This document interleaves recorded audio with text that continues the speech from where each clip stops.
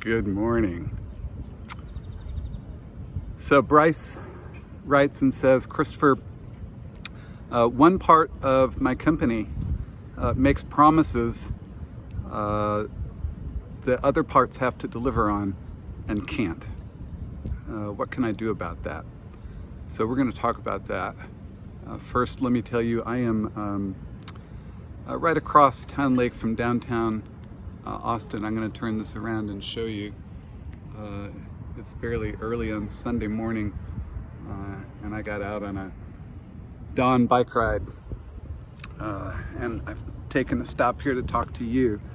So this is an interesting issue that I think that all of us who work in any size organization get to deal with.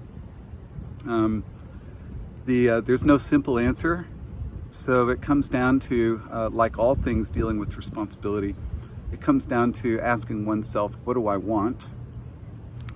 And thinking deeply about that and listening to your heart, listening to your head, seeing if those two align.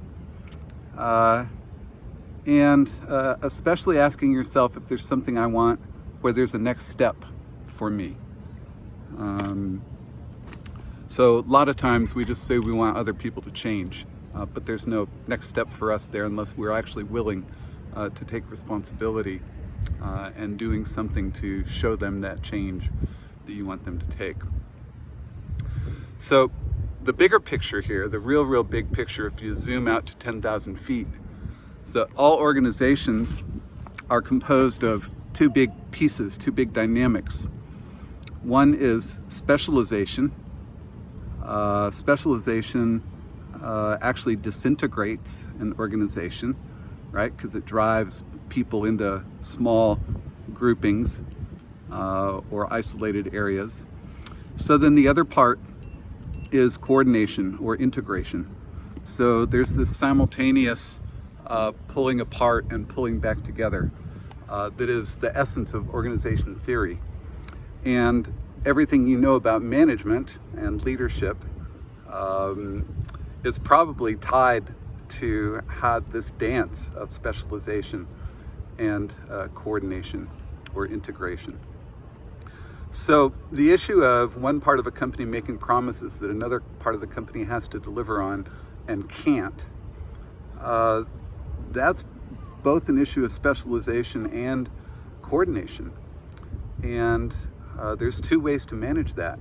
You can either manage it through control, authority, bureaucracy, policy, manipulation, or you can manage it through personal power, mindset, culture, teamwork, leadership.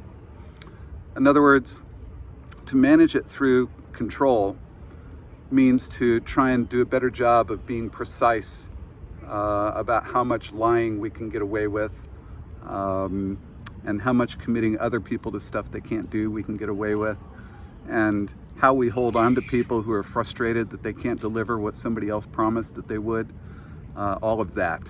That doesn't sound very fun to me, but that's the way a lot of people do it.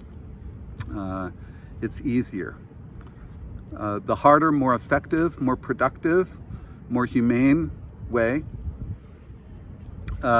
is through working to align those groups and align their interests and host conversations between them about whether we really want to be making commitments that others can't keep in the name of our organization, and what can we do about that. So if it's small enough, you can probably use the team orientation process, which you can find in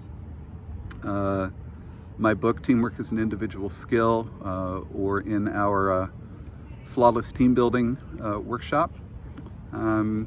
It's essentially a process of getting people aligned around common outcomes and making sure that their inspirations do not cancel each other out in terms of being competitive towards each other or threatening or competing for the same promotion or something like that. And then knowing how to make and keep operating agreements to keep things flowing.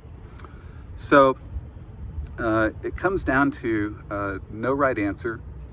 Only, you know, if you're participating in this and it's a problem for you and you want it to change, then guess what?